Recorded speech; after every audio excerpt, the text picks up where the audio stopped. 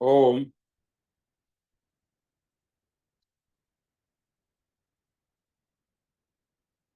Om.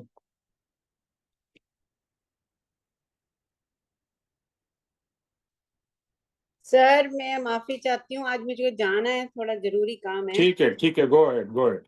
Thank you sir. ओम सजात्म स्वरूप परम गुरु। एक ही मिनट करेंगे।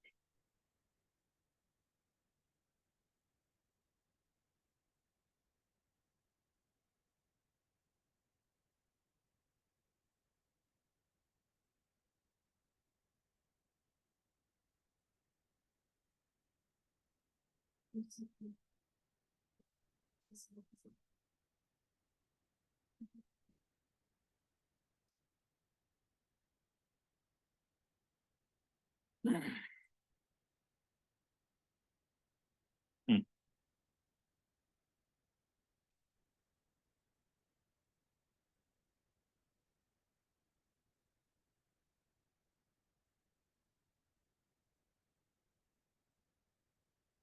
ओम सजात्म स्वरूप परम गुरु, परम कृपाणु देव, पूज्य पप्पा जी और सर्व ज्ञानियों का आशीर्वाद लेकर हम आज का सत्संग आरंभ करते हैं। जो भी सुने उसे गहराई से समझे और आत्मसात करे। सत्संग का लाभ बहुत ही पुण्य के उपार्जन से मिलता है, तो ये पुण्य पुण्यानुबंधी पुण्य में कन्वर्ट हो और आत्मा कल्याण के मार्ग पे आगे ही बढ़ता रहे, इसी भावना से आज का सत्संग आरंभ करते हैं। सबको बराबर दिखाई दे रहा है, सुनाई दे रहा है? सुनाई दे रहा है सर, सुनाई दे रहा ओके, ठीक है।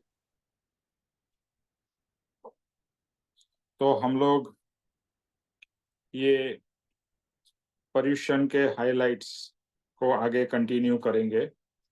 अगर जो भी पॉइंट आपको अभी तक के प्रीवियस सत्संग्स में अच्छा लगा हो तो वो आप शेयर भी कर सकते हैं कि आपने उसको किस तरह से सुना, समझा और जीवन में अप्लाई किया।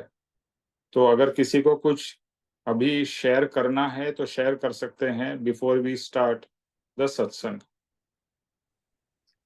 सर, सर मैं अच्छा सर, मुझे ये भजन जो आज गाया बहुत अच्छा लगा। मैंने कम से कम 200 दफे इसको सुना है, इसकी रिकॉर्डिंग। और ये जो मुझे पता चला है, ये आदि शंकराचार्य द्वारा रचित ये भजन है जो बराबर है। ये अच्छा लगा। सबको अपने मन में उतार लेना चाहिए। मैंने बहुत दफे सुना है और ये बिल्कुल आत्मा का सही वर्णन है।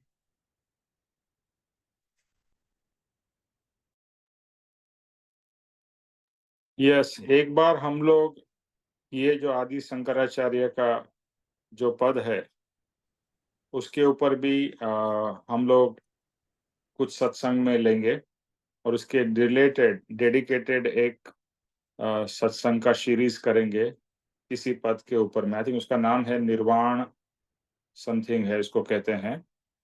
तो जो हम कह रहे हैं अलग अलग शब्दों में, वही चीज आदि शंकराचार्य जी ने की है और सभी संतों ने, महात्मा ने की है। हाँ सतीश जी बोलिए। जी सर। सर मैं ये देखा है कि लास्ट टाइम हमने हमने ये जाना कि 3 काल हैं, पास्ट, प्रेजेंट एंड फ्यूचर। हमको पास्ट में खाली प्रतिक्रमण प्रतिक्रमण means repentance. We should feel sorry for all the wrong things that we have done in our past births. पर प्रतिक्रमण करना है। और हमको समायक रूप में, प्रेजेंट में हमको समायक रूप में भाव में रहना है।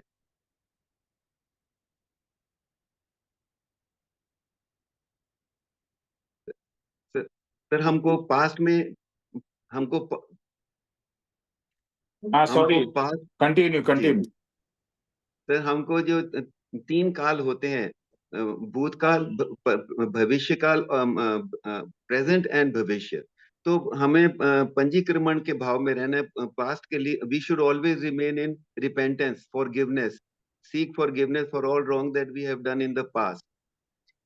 परंतु पास्ट में रहना नहीं है, खाली वहां से शिक्षा लेके वहां से जो ग्रहण किया है रिजल्ट, वो हमको अडॉप्ट करके प्रेजेंट में हमको समायक रूप में रहना है। समायक मीन्स समता भाव में रहना है, कोई भाव विभाव में नहीं रहना। We should remain neutral with neutral mind.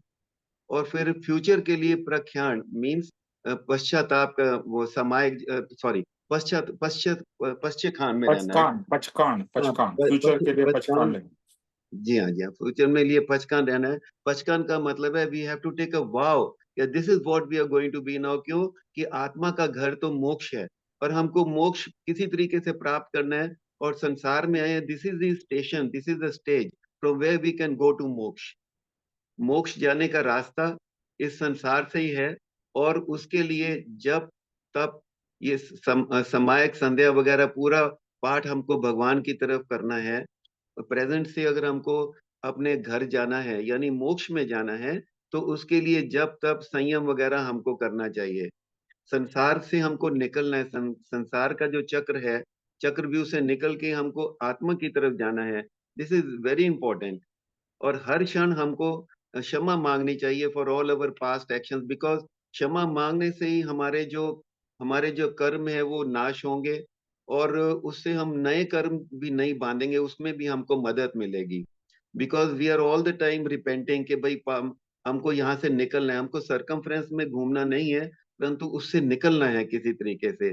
तो उसके लिए, और मनुष्य भव ही ऐसा है जहां से हम उस डायरेक्शन में जा सकते हैं। और 84 लाख जीव जंतुओं वाला कोई भी भव ऐसा नहीं है जहां से हम निकल सकते हैं, क्योंकि वहां पर भाव विभाव हमेशा चलते रहेंगे। लोभ क्रोध मोह माया संसार में रहेंगे तो वही पिक्चर चलती रहेगी, और वहां से निकल नहीं पाएंगे। हम खुशकिस्मत हैं कि हम आज के टाइम में इस सत्संग में हैं, और परम कृपालु देव ने, पूज्य पापा जी ने हमको मार्गदर्शन दिया है in their own simple language कि भाई this is the way you can get out of it and attain permanent peace and happiness. जो हमको क्षण भर के खुशी और गम मिलते हैं जो कर्मों के कारण है, उससे निकलने का और परमानेंट खुशी पाने का एक ही रास्ता उन्होंने बताया कि चिंतन मनन करो और इसी मार्ग पे चलने का, और there is no other way. और जीव जीव में से शिव बनने का जो मार्ग है वो धर्म साधना ही है। हमको बहु आउटसाइड वर्ल्ड में नहीं रहना है, हमको अपने अंदर के विचारों में ही रहना है, तभी कल्याण हो सकता है। और हमेशा क्षमा माफ ना करो, क्योंकि जब तक पिछले कर्म हमारे न्यूट्रलाइज नहीं होंगे तो वो चक्कर चलता ही रहेगा। जो किया है वो भोगना तो पड़ेगा ही, कैसा भी, उससे नहीं छुटकारा हो सकता।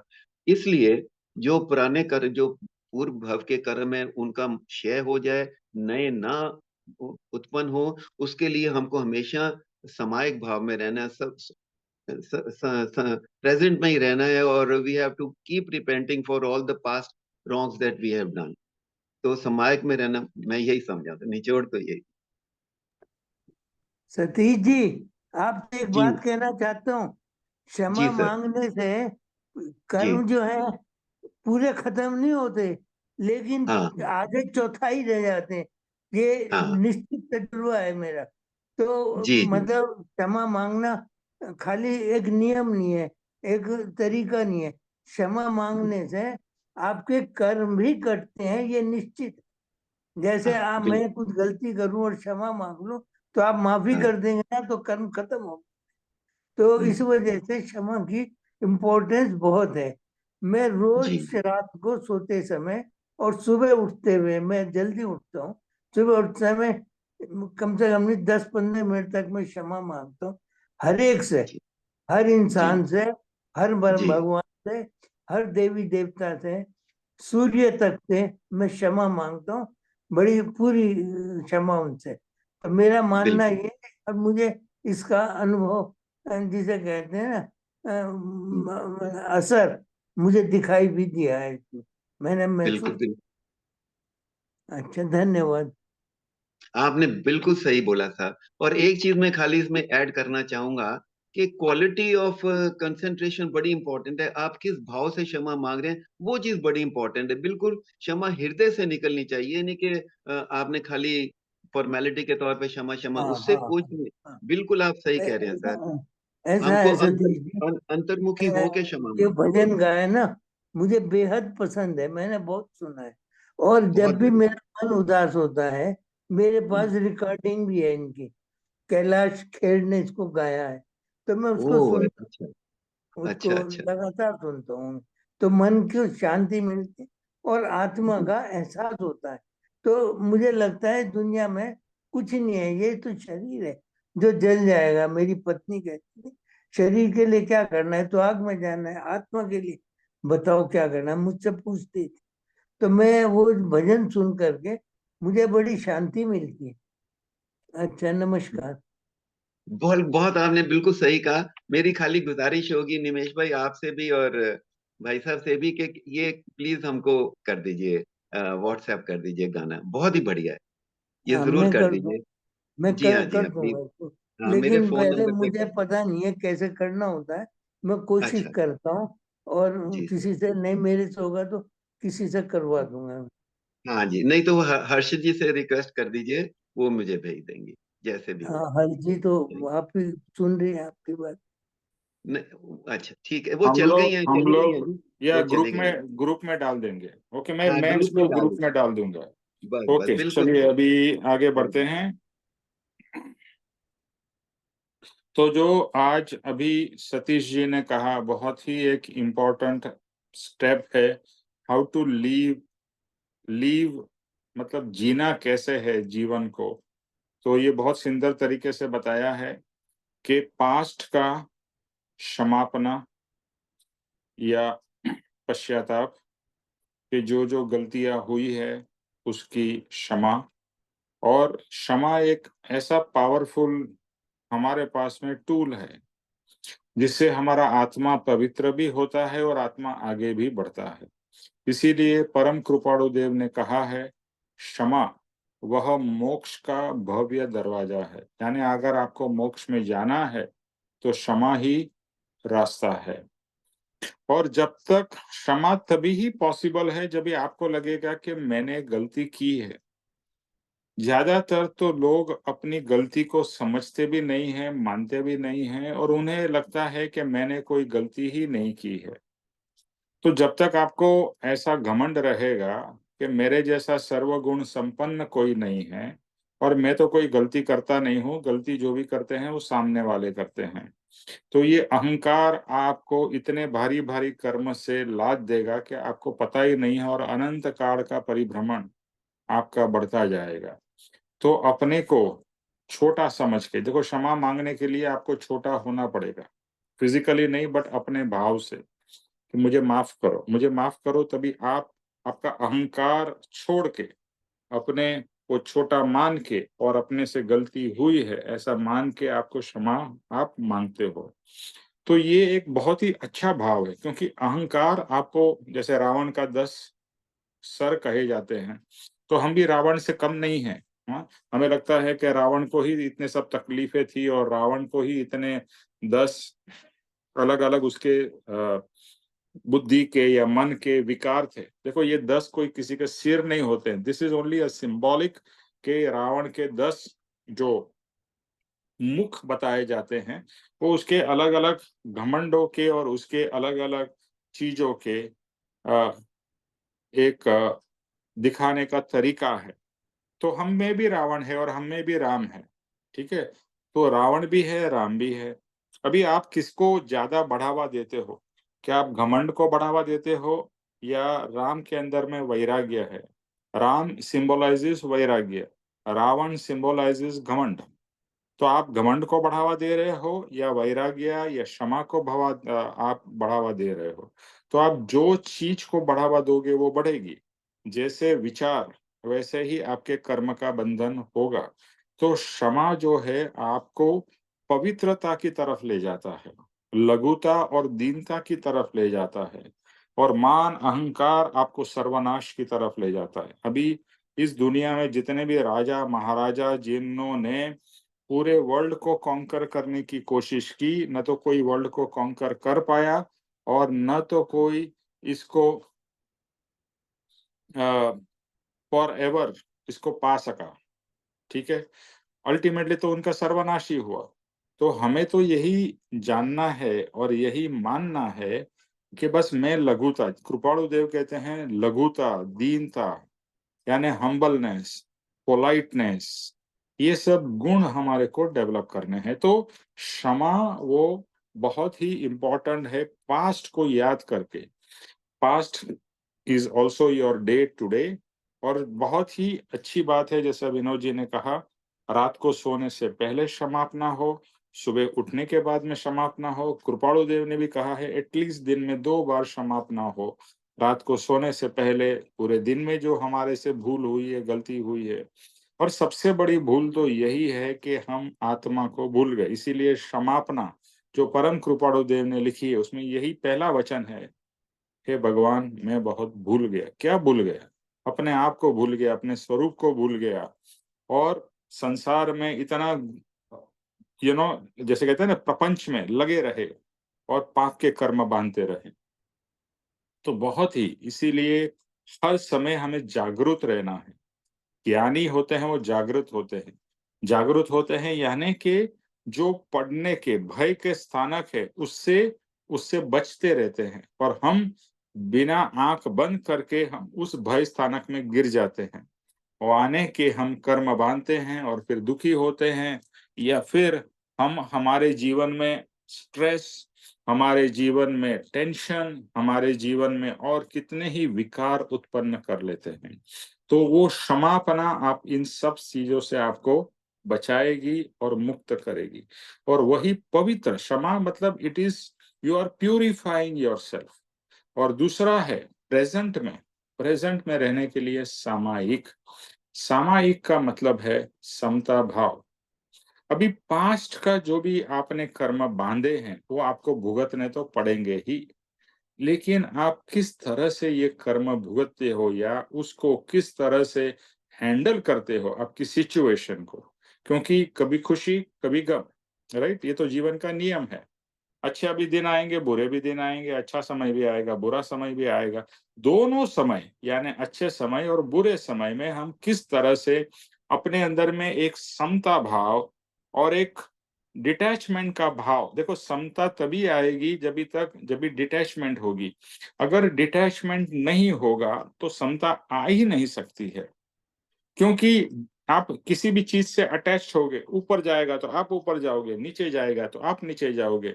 आपको बिजनेस में प्रॉफिट होगा तो ओ हो आप ऊपर आसमान में उड़ने लगोगे, नुकसान हो जाएगा तो आप गिर के चकनाचूर हो जाओगे, क्योंकि आप उस चीज से अटैच्ड हो।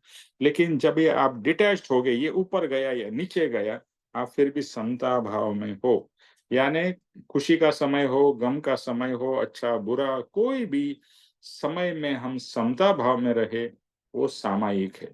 और कृपाणु देव ने लिखा है, ज्ञानी या अज्ञानी सुख दुख रहित न कोई। न ज्ञानी भी सुख दुख से रहित है, यानी संसार के सुख दुख से, ना अज्ञानी। जैसे बताया, हर एक के जीवन में सुख और दुख। आप भगवान राम, कृष्ण, महावीर, बुद्ध, किसी का भी, आप कोई भी, क्राइस्ट हो, नेम इट, हर एक के जीवन में सुख और दुख आए हैं। बट किस तरह से उन्होंने वो सिचुएशन या सुख दुख को हैंडल किया है, इसीलिए उन्हें भगवान माना जाता है। तो कृपाणु देव कहते हैं कि ज्ञानी या अज्ञानी सुख दुख रहित न कोई। ज्ञानी धैर्य से वो सिचुएशन को हैंडल करते हैं। अज्ञानी वेदे रोए, अज्ञानी रो रो के, कोई भी तकलीफ होगी तो रोना धोना चालू हो जाता है। छोटा सा भी दुख आ जाए तो हम सहन नहीं कर पाते हैं। कोई हमको छोटा सा भी इंसल्ट कर दे तो हम सहन नहीं कर पाते हैं। यानी छोटी चीज से लेके बड़ी चीज में हम इतने उलझे रहते हैं। दैट इज द रीजन ये मम भाव और अहम भाव। मम भाव मतलब मेरा मेरा मेरा, अहम भाव मतलब मैं। यानी मैं और मेरा रहेगा तब तक समता नहीं आ सकती है। और जब तक ये छोड़ेंगे नहीं तो ही हमें वैराग्य की प्राप्ति होगी। और वैराग्य का हायर लेवल है उदासीनता। कृपाणुदेव ने इसके बारे में कहा है कि सुख की सहेली है अकेली उदासीनता। अगर आपको सुख प्राप्त करना है तो उदासीनता, उदासीनता मतलब कोई भी चीज हो उससे जरा भी हमें असर न हो, और इसी दशा को कृष्ण भगवान ने स्थित प्रज्ञ का नाम बताया है। स्थित प्रज्ञ मतलब आप हर स्थिति में स्थित यानी एकदम समता भाव में रहो, एकदम स्टेबल रहो। स्थित प्रज्ञ बहुत डिफिकल्ट दशा है, बहुत ऊंची दशा है, लेकिन ये दशा आप प्राप्त अवश्य कर सकते हो सदगुरु की कृपा से और सत्संग के द्वारा। पर अपना स्वाध्याय, अपना मनन चिंतन, क्योंकि जैसे जैसे हमें समझ आएगी तो हमें लगेगा ये सब हम क्या फालतू की चीजों में उलझे पड़े हैं, क्या फालतू की चीजों में हम अपने आप को रोक के रखते हैं और फिर दुखी होते हैं। और ये हो गया present, and then finally the future. अभी फ्यूचर कैसे जीना है तो उसके लिए कहा पचखाण लेना है। पचखाण यानी कि एक संकल्प करना है कि this is what I will do, this is how I will live.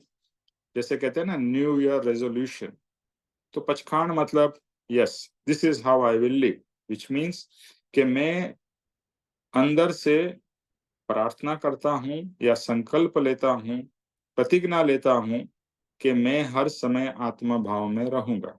आप रह पाओ या नहीं रह पाओ, ऑब्वियसली दैट इज सेकेंडरी।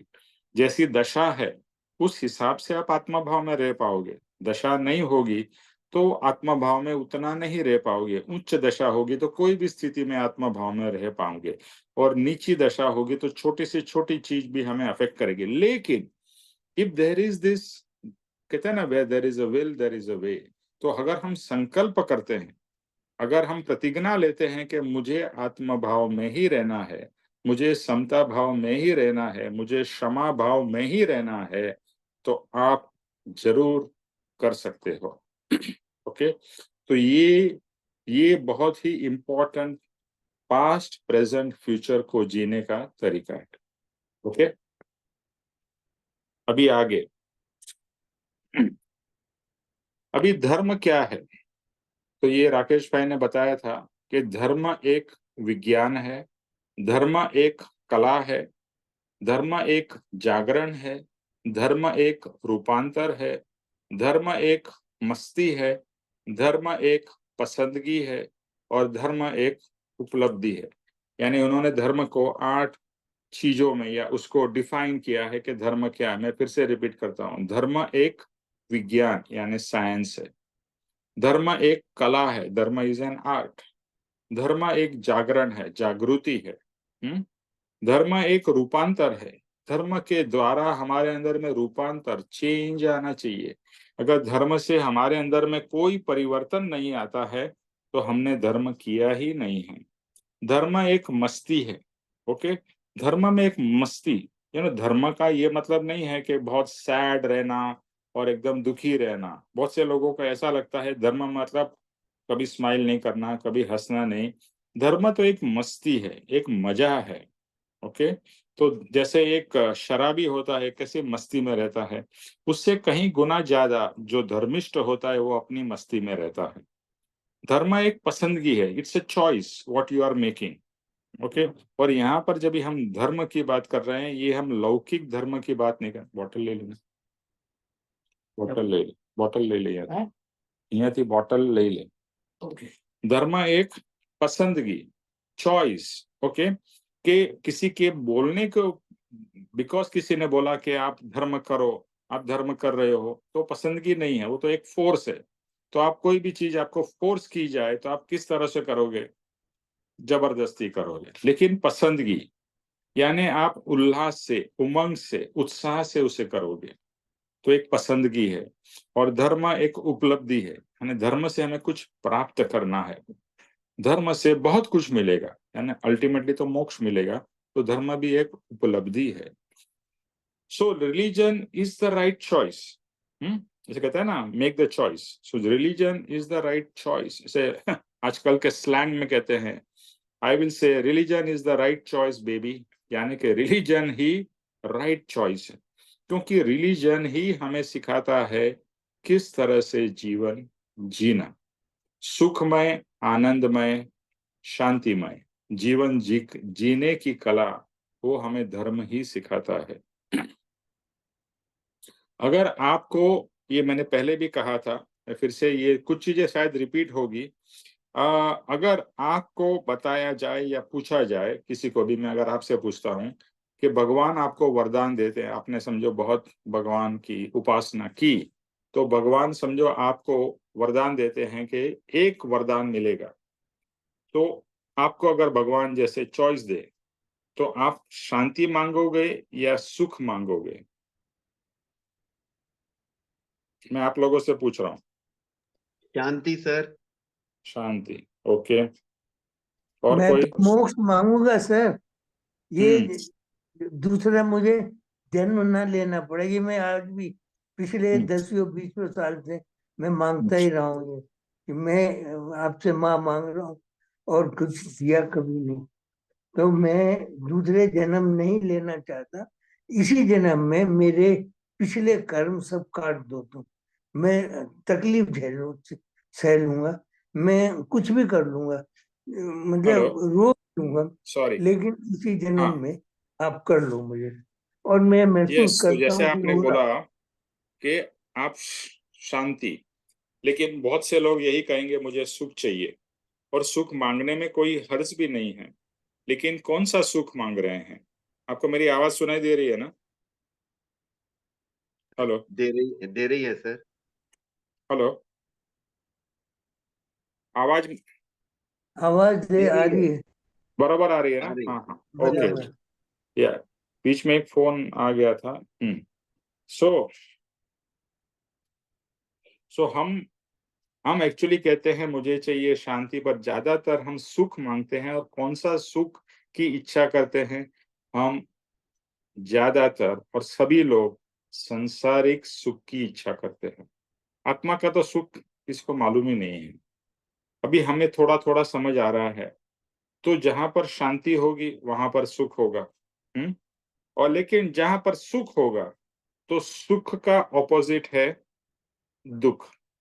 तो सुख और दुख सिक्के की दो साइड है। एक साइड में अगर सुख है तो दूसरे साइड में दुख है। इसीलिए परम कृपाणु देव ने कहा है कि सुख पश्चात दुख ते सुख नहीं। ये इन्होंने 16 साल की उम्र में कृपाणु देव ने कहा है। क्या? पश्चात दुख ते सुख नहीं, यानी कि जिस सुख के पीछे में दुख लगा हो वह सुख है ही नहीं।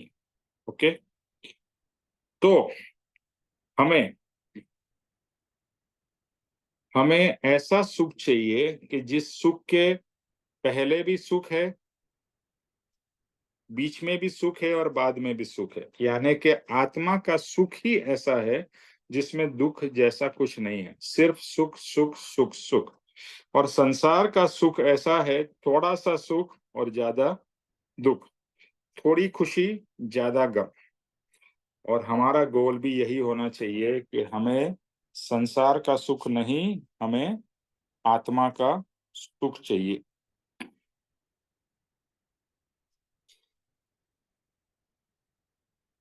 तो संसार के भौतिक सुख के पीछे दौड़ने से क्या होता है?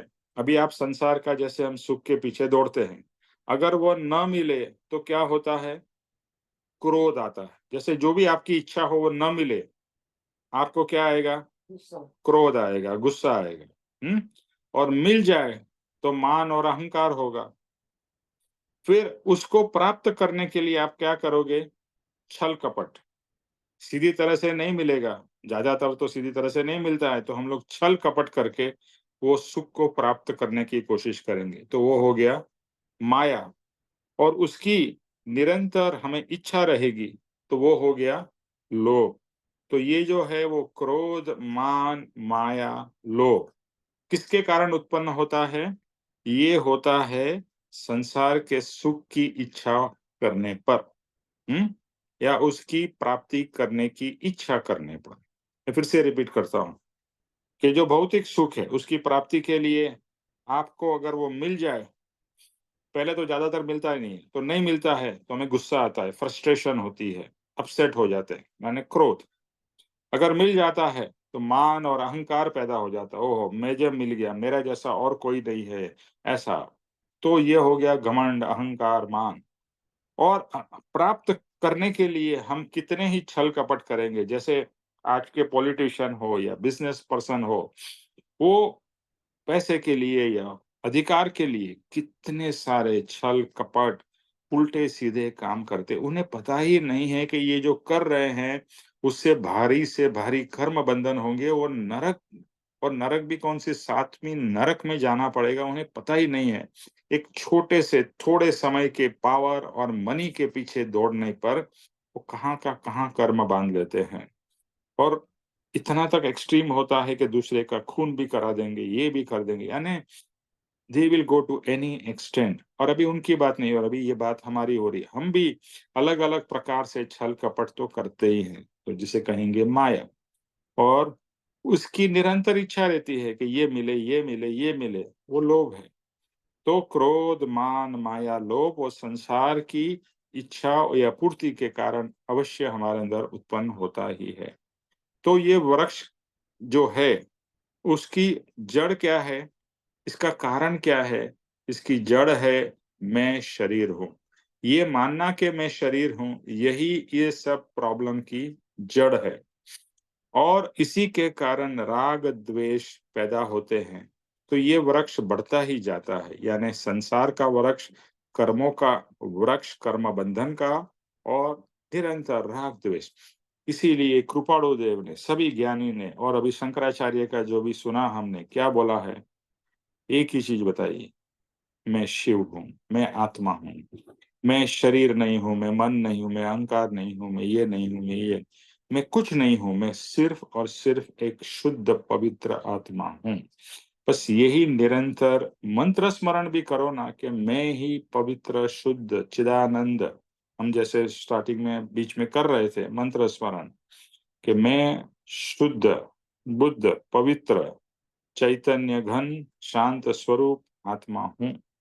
बस इसका निरंतर स्मरण करो, इसका मंत्र करो, मंत्र जाप करो, और कोई मंत्र करो या ना करो, ये मंत्र ही आपको उस लक्ष्य सर की एक तरफ ले रिपीट जाएगा। कर दीजिए सर, शुद्ध बुद्ध और क्या था?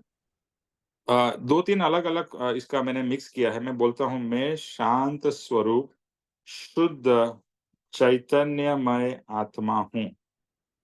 ओके, मैं रिपीट करता हूँ, मैं शांत स्वरूप शुद्ध चैतन्यमय आत्मा हूँ। ओके, ये एक हो गया। दूसरा मंत्र जो परम कृपाणु देव ने दिया है वो मैं अभी रिपीट करता हूँ, वो बोलता हूँ, शुद्ध बुद्ध, शुद्ध बुद्ध चैतन्य घन स्वयं ज्योति सुखधाम। मैं रिपीट करता हूँ, शुद्ध बुद्ध चैतन्य घन स्वयं ज्योति सुखधाम बीजू कहिए केटलू कर विचार तो पाम। यानी ये 5 गुण जो है, कि मैं क्या हूं, मैं शुद्ध हूं, मैं बुद्ध हूं, मैं चैतन्य घन हूं, मैं स्वयं ज्योति हूं, और मैं स्वयं ज्योति सुख धाम, सुख का धाम हूं।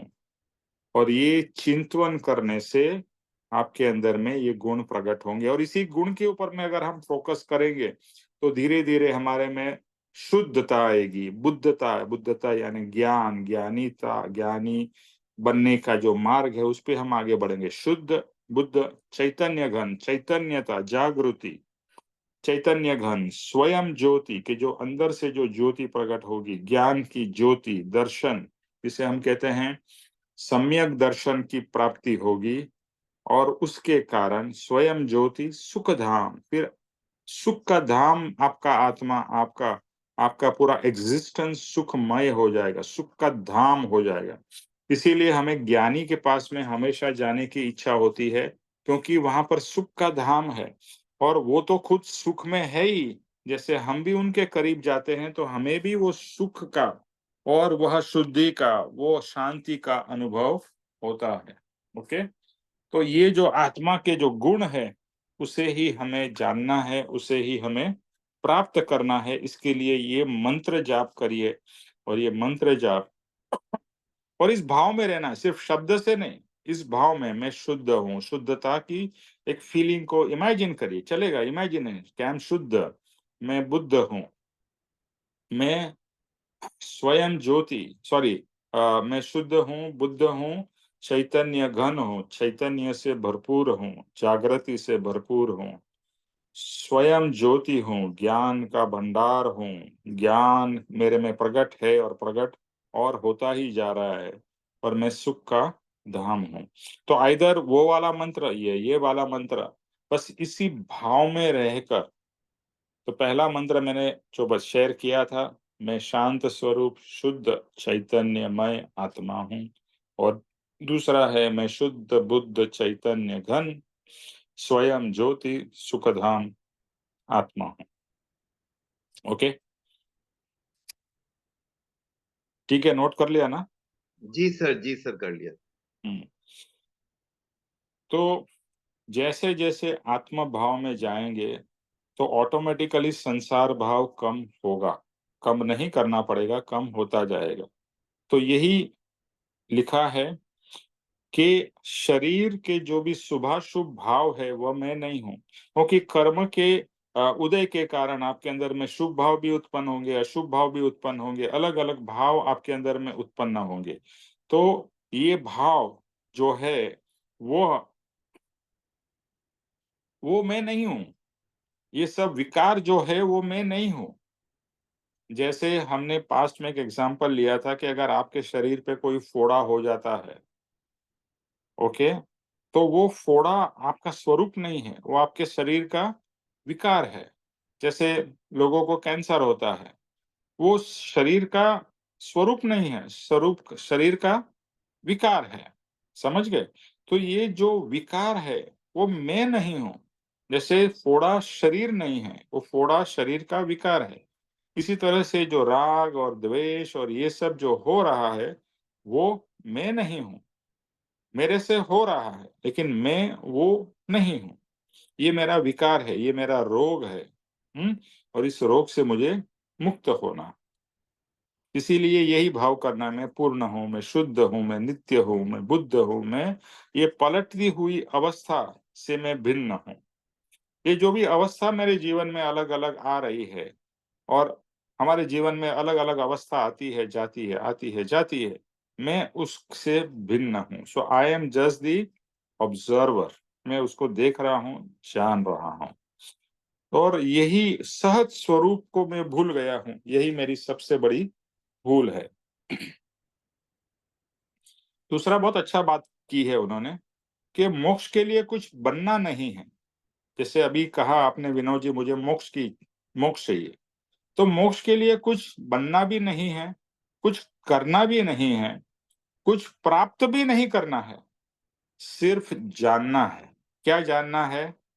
कि जो हो रहा है उसे एक ज्ञाता दृष्टा भाव से, as an pure observer, without any reaction. ये आ रहा है, ये जा रहा है, सुख आ रहा है, सुख जा रहा है, कोई मुझे बहुमान दे रहा है, कोई मुझे गाली दे रहा है, उसको सिर्फ जानना है।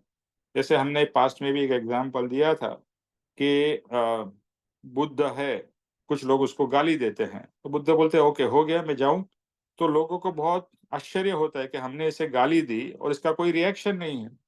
तो बुद्ध को क्या था, जो आपको बोलना था आपने बोल दिया, बस that's over, I have nothing to do with it. तो वहां पर अपने ऊपर लगाना ही नहीं है। अगर आपको कोई दुख देता है, वो दुख तभी होगा जब भी आप वो दुख को लगा दोगे अपने सीने से। समझो किसी ने आपको दुख दिया, लेकिन आपने वो दुख लिया ही नहीं, तो आपको कुछ होगा? नहीं होगा। तो ये हम क्या करते हैं, कोई कुछ भी करता है और इमीडिएट हमारे अंदर से रिएक्शन उत्पन्न होता है। तो ये रिएक्शन को कम करना है, and you become an observer all the time. ये मैं बहुत कोशिश कर रहा हूँ प्रैक्टिस करने की, जब से इस मार्ग में आया हूँ, जैसे जैसे सत्संग सुनते जा रहे हैं, कि हर समय अपने आप को एज एन ऑब्जर्वर, ज्ञाता दृष्टा देखते रहना है। सब कुछ जीवन में हो रहा है, just be an observer, only an observer. तो व्हाट इज द रियलिटी कि देह और आत्मा का लक्षण अलग है। हम जानते हैं कि देह जो है वो पुद्गल है, जड़ है, और आत्मा जो है वो चेतन है। दोनों के गुण अलग है। जड़ जो है उसका गुण क्या है? सड़ना, गड़ना, यानी पैदा होना, नया बनना, नया बन के धीरे धीरे पुराना होके बिखर जाना। ओके, ये जड़ का गुण है। कोई भी जड़ चीज ले लो, इंक्लूडिंग अवर शरीर, वो पैदा होती है यानी उत्पन्न होती है। ये घर उत्पन्न हुआ है, किसी ने बनाया। फॉर एग्जाम्पल, ये टेबल, कुर्सी एक नया बना और धीरे धीरे पुराना होके एक दिन उसका नाश हो जाएगा। कोई भी चीज जड़ ऐसी नहीं है जो परमानेंट हो सकती है। हर चीज बनती है और फिर पुरानी होके टूटती, बिगड़ती और क्षय हो जाती है। और चेतन है, उसमें सिर्फ और सिर्फ ज्ञान गुण है। ज्ञान का मतलब है जानना, देखना और जानना। बट हम ज्ञान के अंदर में मिलावट कर देते हैं, इसके लिए दुखी है। देखना जानना के साथ में हम रिएक्शन करते हैं, और रिएक्शन का कारण दो ही है कि आइदर हम अहम भाव करते हैं, और अहम भाव भी पता है क्यों होता है? क्योंकि मैं अपने आप को शरीर मानता हूँ। मैं मतलब क्या है? मैं मतलब निमेश, मैं मतलब शरीर। मैं अपने आप को आत्मा समझता ही नहीं हूँ। जो शंकराचार्य ने बताया, ये कृपाणु देव ने बताया कि तू आत्मा है, तू शरीर नहीं है। बट ये हम बार बार भूल जाते हैं और हम शरीर से देहाध्यास में चले जाते हैं। तो इसके कारण अहम भाव यानी मैं भाव आ जाता है, मैं। और दूसरा है ममत्व भाव, मेरा मेरा मेरा। तो मैं और मेरा होता है। देखो, कोई भी चीज आप देख रहे हो, जैसे आप स्टेशन पे बैठे हो, लोग आ रहे हैं, जा रहे हैं, आपको कोई कुछ रिएक्शन नहीं हो रहा है। लेकिन जैसे ही कोई जान पहचान वाला दिखाई दिया, तुरंत रिएक्शन आएगा, क्योंकि ये मेरा जान पहचान वाला है। चाहे वो दोस्त हो सकता है, दुश्मन हो सकता है, तो दोनों साइड में रिएक्शन आएगा। दोस्त आएगा तो राग भाव आएगा, दुश्मन को देखोगे तो द्वेष भाव आएगा, रिएक्शन आया। तो ये कर्म बंधन होगा और फिर से चक्र चालू। तो ज्ञानी कहते हैं भेद ज्ञान करना है। भेद ज्ञान यानी कि हर समय जानना है कि मैं चेतन हूं, ये जड़ है, मैं चेतन हूं, ये जड़ है। हर समय ये भेद ज्ञान करते ही रहना है। ये शरीर जड़ है, मैं चेतन हूँ। मैं जो खाना खा रहा हूँ वो भी जड़ है, मैं जो कपड़ा पहन रहा हूँ, मैं जो कर रहा हूँ, ये सब जड़ जड़ जड़ जड़ जड़।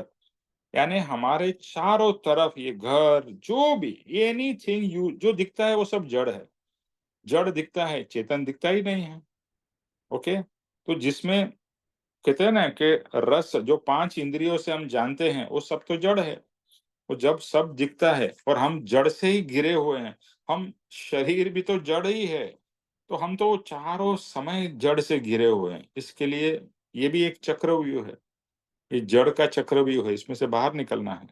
पर ठीक है, आप जड़ से घिरे हुए होते हुए भी, ज्ञानी भी तो जड़ से घिरे हुए हैं, बट फिर भी उन्होंने जागृति प्राप्त कर ली है, तो वो जड़ से अफेक्ट नहीं होते और हम जड़ से अफेक्ट हो जाते हैं। तो ये जो भेद ज्ञान करना है, बस यही है कि मैं चेतन हूँ, सबसे अलग हूँ, मैं चेतन हूँ, इससे अलग हूँ, इससे अलग हूँ। हर समय ये भेद ज्ञान, डिफरेंशिएशन एंड सेपरेशन। तो धीरे धीरे करके इसमें डिटैचमेंट आने लगेगा। मैं शरीर नहीं हूँ, मैं ये नहीं हूँ, मैं ये नहीं। जो वापिस वापिस जो अभी आज हर्ष जी ने पद लिया शंकराचार्य का, मैं चित्त नहीं हूँ, मैं अहंकार नहीं हूँ, मैं शरीर नहीं हूँ, मैं ये नहीं हूँ, मैं ब्राह्मण हूँ, न मैं वैष्णव हूँ, न मैं जैन हूँ, न मैं हिंदू हूँ, मैं कुछ नहीं हूँ। मैं एक सिर्फ और सिर्फ पवित्र आत्मा हूँ। बस ये कोर में चले जाना है। और if you remember in the previous satsang we have said we are living on the circumference, के सरकमफरेंस में ये शरीर है, मन, चित्त, बुद्धि, ये सब कुछ है। और इस सरकमफरेंस या सर्कल के बाहर में पूरा संसार है। तो हम सर्कल से संसार की तरफ यानी सर्कल से बाहर की तरफ जा रहे हैं, जहां पर दुख है, तकलीफ है, चिंता है, सब कुछ है। और अंदर में सेंटर ऑफ दिस सर्कल आत्मा है, जहां पर सुख है, शांति है, आनंद है, प्रेम है, करुणा है, श्रद्धा है। वहां वहां that is where we have to go. और पूरा डायरेक्शन हमारा आज तक उल्टा था, अभी हमें सीधा डायरेक्शन यानी कि अपने केंद्र की तरफ, आत्मा की तरफ, जहां पर शुद्धता, पवित्रता है, वहां जाना है। तो हर समय जो हर प्रसंग में भेद ज्ञान कर सकता है वही विचक्षण है, यानी वही सच्चा साधक है। और ये हर समय सोचना है कि मैं करने वाला नहीं हूँ, मैं तो सिर्फ जानने। भले आप कुछ काम कर भी रहे हो, तो भी यही सोचना है कि ये हो रहा है, मैं कर नहीं रहा हूँ। मेरे कर्म के कारण ये हो रहा है। जैसे अभी मैं बोल रहा हूँ, तो मेरे कर्म के उदय में मैं सत्संग के अंदर मैं बोल रहा हूँ। बट मैं बोल रहा हूँ उसके ऊपर फोकस नहीं है, मैं ये जान रहा हूँ कि ये बोल रहा है, इसके ऊपर फोकस है। तो मैं करने वाला नहीं हूँ, मैं जानने वाला हूँ। यहाँ पर जहां पर आपका कर्ता भाव आएगा वहां कर्म बंधन होगा, और जहां पर ज्ञाता दृष्टा भाव होगा वहां कर्म की निर्जरा होगी। और दूसरा, गुरु के साथ में बॉन्डिंग बहुत ही इंपॉर्टेंट है। गुरु गुरु भगवान के साथ में जितना बॉन्डिंग हो, जितना ऋणानुबंध हो, जितना अटैचमेंट सिर्फ एक ही जन से करना है, वो है सदगुरु से। सदगुरु से अटैचमेंट करोगे तो बाकी सबसे डिटैचमेंट हो जाएगा। और सदगुरु के साथ साथ जो सत्संगी है उनके साथ में। और यहाँ पर एक जगह पे मैं पढ़ रहा था, आई थिंक कृपाणु देव या और कोई ज्ञानी ने कहा है कि सम विचार वाले व्यक्ति, यानी जैसे सत्संगी कह लो, उनके साथ में रहना भी एकांत है। जो एकांत का आनंद आप लेते हो, वो सत्संगी हो, यानी सेम विचार वाले, सेम इच्छा वाले लोगों के साथ में, सत्संगी के साथ में रहना भी एक तरीके का एकांत ही है। दूसरा, जगत के सभी पदार्थ में रियलाइज करना कि उसमें सुख नहीं है। ये एक रियलाइजेशन बहुत ही जरूरी है। आज तक हमें मानते रहें कि जो 5 इंद्रियों के भोग है उसमें सुख है, वो सुख नहीं है। ज्ञानी कहते हैं वो सुखाभास है, सुख का आभास है, वो सुख नहीं है। इसके लिए वो कुछ समय के लिए अच्छा लगता है, फिर से वापस बोलते हैं ना, कुछ समय की चांदनी फिर अंधेरी रात। यानी थोड़ा समय का सुख लगता है नहीं। हमें लगता है कि मैंने अच्छी मिठाई खाई, ओहो मजा आ गया। सुख कितने समय तक? जब तक मिठाई खाई यहाँ तक है तब तक ही, बाद में चला गया। यानी संसार का सुख एक तो टेम्पररी है, और दूसरे उसमें एक्चुअली परमानेंसी भी नहीं है, और उसमें रियल आनंद नहीं है। हमने आज तक आत्मा का सुख चखा नहीं है, इसके लिए हमें पता ही नहीं है कि रियल सुख क्या है। तो जब भी रियल सुख पता चलता है तो लगता है ये तो सब आर्टिफिशियल सुख था, ये तो पौद्गलिक सुख था, यानी जड़ का सुख था, ये रियल सुख नहीं है। तो रियलाइज करना कि संसार के जगत के सब पदार्थ का सुख वो सुखाभास है, रियल सुख नहीं है। और ज्ञानी के वचनों को रिपीट बार बार करते ही रहना है। तो जो भी हम सत्संग में सुन रहे हैं, पर्यूषण में सुन रहे हैं, वो चलता रहना चाहिए। जैसे अभी हम ये हाइलाइट्स को कर रहे हैं, तो क्या हो रहा है, ये तो मैंने पर्यूषण में सुना था, नोट किया था। अगर मैं यही चीज पढ़ता हूँ, सुनता हूँ, बोलता हूँ, इसके ऊपर विचार करता हूँ, भाव करता हूँ, तो मेरा पर्यूषण चालू है ना, बिकॉज मैं फिर इसी भाव में रह सकता हूँ। लेकिन और मुझे तो ये ऐसा फीलिंग होता है कि जिस सैटरडे को सत्संग नहीं होता तो मुझे अ, बिल्कुल मतलब अच्छा ही नहीं लगता है। ऐसा लगता है कुछ बहुत चीज बड़ी मिस हो रही है। यानी सत्संग की एक एक कहते हैं ना भूख है, और सत्संग की इतनी प्रबल इच्छा है कि सत्संग इतना सुकून देता है। आई एम श्योर आप लोगों को भी देता होगा वो सत्संग का सुख, सत्संग का शांति, और सत्संग की जो इच्छा है। इसीलिए आप लोग हर समय रेगुलर सत्संग में आते हो। और इसके बाद भी ये सुख चलता रहता है। और जितनी बार आप ये सब वचन को लिख के रखूंगा, मैं यही कहूंगा, जैसे मैंने ये सब नोट्स बनाई हैं, ये जो भी सत्संग में हम लोग कर रहे हैं, मेक अ नोट्स, लिखो, क्योंकि लिखने से वो चीज पक्की भी होगी, और लिखोगे तो आप उसको पढ़ भी सकोगे, रिपीट कर सकोगे।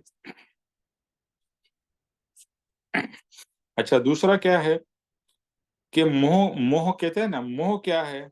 जो मैं नहीं हूं उसको ही मानना, वो मोह है। यानी मैं शरीर नहीं हूं बट लेकिन उसको मानना, उसको पकड़ के रहना, वो मोह है।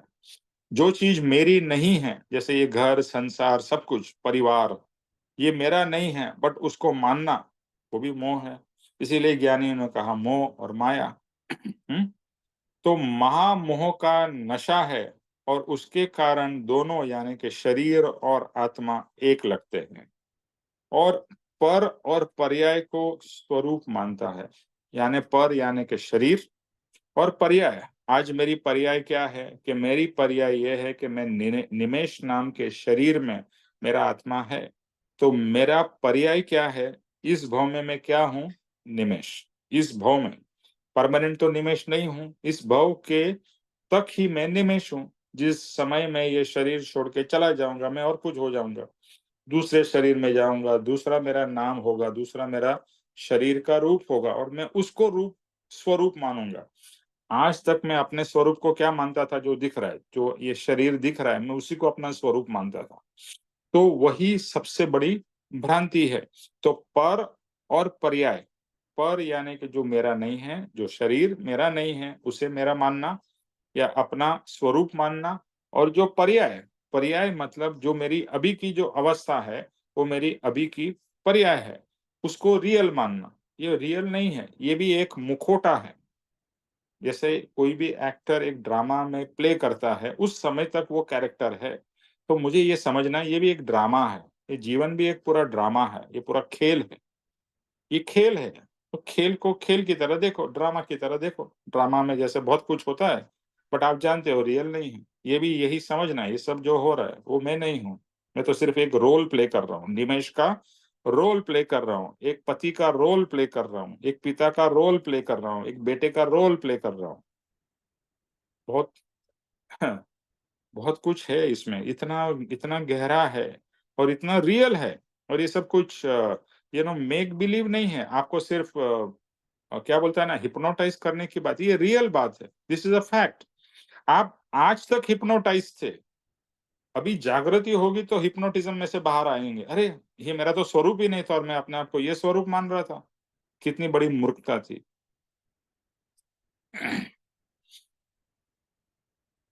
और दूसरा, हमें क्या है, जो हमारी समझ है ना, हम उसी को पकड़ के बैठे रहते हैं, जिसका नाम है स्वच्छंद। और परम कृपाणु देव ने स्वच्छंद के बारे में बहुत कुछ लिखा है। इसीलिए ज्ञानी की जरूरत है कि वो हमें अपनी गलत समझ में से बाहर निकालेंगे। अब जो हमारे अंदर में रहा हुआ स्वच्छंद है वो हमें उससे दूर कराएंगे। तो ये अहम जो है ना, अपनी समझ को और अपनी मान्यता को पकड़ के रखना, वो अहम है। तो ये अहम को छोड़ना है। और इसीलिए हम आज्ञा भक्ति में क्या कहते हैं, जो मैंने जाना है, मुझे सब कुछ पता नहीं है, लेकिन परम कृपाणु देव जो आपने देखा, आपने जाना, आपने कहा, वो मुझे मान्य है। I don't know anything. जैसे छोटा बच्चा, मुझे कुछ नहीं मालूम है, मैडम या टीचर जो आप बोलोगे आई एक्सेप्टेड। तो एक छोटे बच्चे हो के ज्ञानी जो कहते हैं मुझे सर्व मान्य है, मैं अपनी सब मान्यता को स्वाहा करता हूँ। अपनी मान्यता छोड़ना बहुत ही मुश्किल है, क्योंकि ये इस भव की नहीं, अनंत भव की मान्यता हमारे अंदर में घर बैठी हुई है। और वही मान्यता से हम सोचते हैं, उसी हिसाब से हमारा वर्तन होता है। तो हमें अपनी समझ का अहंकार है, अपनी मान्यता का पकड़ है, उसे स्वाहा करना है। और ये एक समझ लेना है, जो पिग होता है ना, डुक्कर या पिग, उसे क्या पसंद है? उसे गंदगी पसंद है। कभी भी आप देखोगे तो डुक्कर या पिग जैसे कहते हैं, सुअर, वो किस में रहता है? गंदगी में रहता है। उसे अच्छाई पसंद ही नहीं है। तो हम भी कैसे है मालूम है? हम भी सुअर जैसे ही है, क्योंकि हमें भी गंदगी पसंद है। किसकी गंदगी पसंद है? संसार की गंदगी पसंद है। संसार में क्या है? संसार में सुख क्या, सुख की छाया भी नहीं। ये परम कृपाणु देव का वचन है, जो मुझे बहुत ही प्रिय है। तो ये पूरी गंदगी है चारों तरफ, ये संसार की गंदगी है, और हमें गंदगी पसंद है। हम सुअर के जैसे या भैंस के जैसे वो गंदगी में ही बैठे रहते हैं, और हमें अच्छा लगता है। हमें लगता है यही सुख है, क्योंकि सुख क्या है, रियल सुख पता ही नहीं है।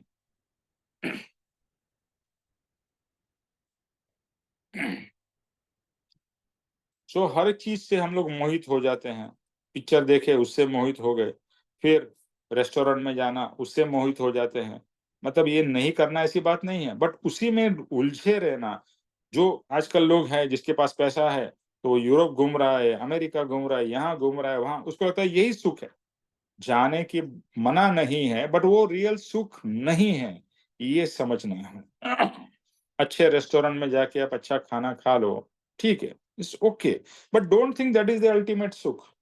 ये तो एक टेम्पररी सुख है। उतने समय तक आप कितनी बार रेस्टोरेंट गए हो, कितनी बार आप घूमने गए होंगे, ठीक है, उतने समय तक ही आपको वो सुख मिला, उसके बाद में कहाँ है, सुख चला गया है।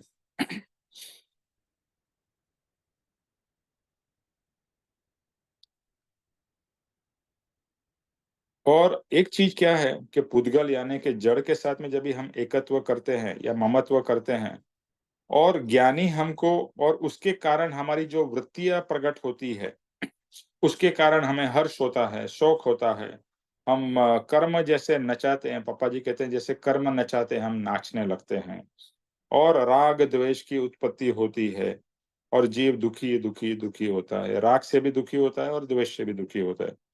जब ये समझ में आता है कि ये सब मेरा स्वरूप नहीं है, देखो ये जो अभी जो वापिस मैं आऊंगा शंकराचार्य का जो पद है, मैं ये नहीं हूँ, ये नहीं हूँ, ये नहीं हूँ, क्योंकि आज तक हमने ये सब माना है, मैं ये हूँ, मैं ही ये हूँ, ये हूँ, ये हूँ। तो यहाँ पर उन्होंने क्लेरिफाई कर दिया, मैं ये नहीं हूँ, मैं ये नहीं हूँ, मैं ये नहीं हूँ। इसी तरह से मैं शरीर नहीं हूँ, मैं मन नहीं हूँ, मेरा परिवार, ये सब मैं नहीं हूँ, मैं नहीं हूँ, मेरा नहीं है, मैं नहीं और मेरा नहीं है। तो you have to subtract all that to come to the real core atma. और ये जब ही होगा तभी मेरा नया जन्म हुआ है। That will be my real birth day. जो शरीर का जन्म इज नॉट योर बर्थडे। जब ये जागृति जिस समय होगी वो आपका जन्मदिन है। दूसरा बहुत ही एक अच्छी बात है कि हमने ग्रीड को नीड बना लिया है। हम क्या कहते हैं, ये तो होना ही चाहिए मेरे जीवन में, यानी बहुत अच्छा वचन है, we have made greed as our need. यानी जो ग्रीड है ना वो तो असीमित है।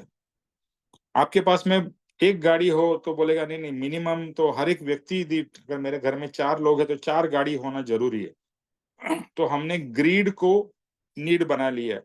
पास में किसी के पास में एक गाड़ी भी नहीं होती थी, बड़ी मुश्किल से साइकिल होती थी, और कभी बाद में स्कूटर आ गया है। तो एक स्कूटर था, that was considered to be a very important thing, और that was considered to be, yes that is enough. But अभी एक गाड़ी भी इनफ नहीं है, हर फैमिली में 2 गाड़ी 4 गाड़ी। यानी ग्रीड को हमने बोला नीड है। एयर कंडीशन होना चाहिए, ये होना चाहिए, यानी हर एक सुविधा इतनी बढ़ती जा रही है, और सुविधा के अगेंस्ट में नहीं हो, but to consider that as a need is not. Basic need is रोटी कपड़ा और मकान, दैट इज योर बेसिक, बाकी सब ऊपर का है।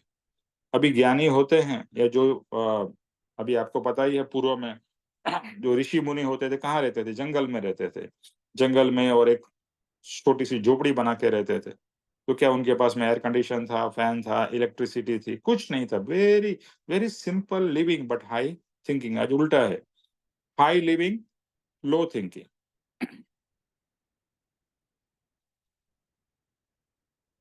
अविवेकी जीव और विवेकी जीव। अविवेकी जीव एकत्व करके दुखी होता है, और विवेकी जीव पुद्गल के नाटक को देखकर स्व पर नाटक को देखने वाला हूं हर्ष शोक अनुभव नहीं करता। जैसे बताया हमारे जीवन में, जैसे हम दूसरे के जीवन में देख रहे हैं बहुत कुछ हो रहा है, ऐसे अपने जीवन में भी बहुत कुछ हो रहा है, राइट? हर एक के जीवन में कुछ ना कुछ तो हो ही रहा है ना, अच्छा बुरा सुख दुख, कभी खुशी कभी गम। बट हमें वापस वही पॉइंट आता है, we have to become an observer, कि निमेश के जीवन में ऐसा हो रहा है, ऐसा हो रहा है, ऐसा हो रहा है, ऐसा हो रहा है। मतलब you separate yourself from Nimesh. पापा जी ने मंत्र दिया था, मैं निमेश नहीं हूं। निमेश ये जड़ शरीर का नाम है। So I have identified myself as Nimesh, but I am not Nimesh. That is such a fundamental mistake. मैं निमेश नहीं हूं, मैं शरीर नहीं हूं, और ये निमेश ये शरीर का नाम है, मेरा नाम नहीं है। मैं तो नेमलेस हूं। ये आत्मा ने कितने शरीर धारण किए और कितने नाम धारण किए पता ही नहीं है, अनंत अनंत। तो एक चीज मुझे बहुत अच्छी लगी, जो यहाँ पर ये पॉइंट है, और आज हम लोग थोड़ा सत्संग जल्दी फिनिश करेंगे, मुझे एक फंक्शन में जाना है, कि ड्रामा जो जो रियल में जो ड्रामा प्ले होता है ना, जो हम देखने जाते हैं थिएटर में या ड्रामा में, नाटक घर में, तो उसके अंदर में जो प्रोड्यूसर होता है, जो डायरेक्टर होता है, जो पात्र होते हैं, जो जो एक्टर्स एक्ट्रेसेस, बहुत टेंस होते हैं, कैसा होगा क्या होगा। लेकिन पता है जो ऑडियंस है वो एकदम रिलैक्स्ड, आराम से मस्त बैठी हुई है। और चलो जो भी आएगा हम ड्रामा में देखेंगे। लेकिन जो करने वाला है वो बहुत टेंस्ड है। तो जो करने वाला है वो टेंस है, जो ऑब्जर्वर, जो ड्रामा देखने वाला है वो एकदम रिलैक्स्ड है। तो वो लगे कि हम जो भी देखते हैं, हम जहाँ ड्रामा देखते हैं, हम तो बड़ी आराम से जाते हैं, चाहे कभी वहां पर पैथोस है, एथोस है, न पाथोस है, न वो सब जो ड्रामा में होता है, अप्स एंड डाउन्स दिखाते हैं जो ड्रामा में, ऑडियंस देखती है, और you as an observer, as an audience, you see as an audience, okay ठीक है, उस समय तक थोड़ा इफेक्ट होता है, लेकिन बाहर आके हम भूल जाते हैं। लेकिन जो कैरेक्टर्स है वो कितने टेंशन में रहते हैं कि भाई अच्छी तरह से एक्टिंग होगी, अच्छी तरह से डायलॉग याद रहेंगे, ये होगा वो होगा। तो इसमें से आज तक हम क्या थे? एक्टर थे। आज तक हम एक्टर, डायरेक्टर, प्रोड्यूसर थे हमारे जीवन के। हम कभी ऑब्जर्वर नहीं बने, ऑडियंस नहीं बने। तो उन्होंने बहुत अच्छा कहा, become the audience of your own drama, don't be the character. या कैरेक्टर में आपको रह के करना ही पड़ेगा। एज ए निमेश, मुझे ये जीवन ऐसा नहीं बोल सकता मैं निमेश का कुछ काम नहीं करूंगा, नहीं, जो मेरा रिस्पॉन्सिबिलिटी मुझे एज ए निमेश करनी है। बट देन दैट निमेश का एक्टिविटी हो रहा है, वो एक पार्ट है, और मैं जो मेरा रियल पार्ट है is my observer. As an observer I am observing all this Nimesh के लाइफ में हो रहा है। तो मैं अपने आप को निमेश से सेपरेट कर रहा हूँ।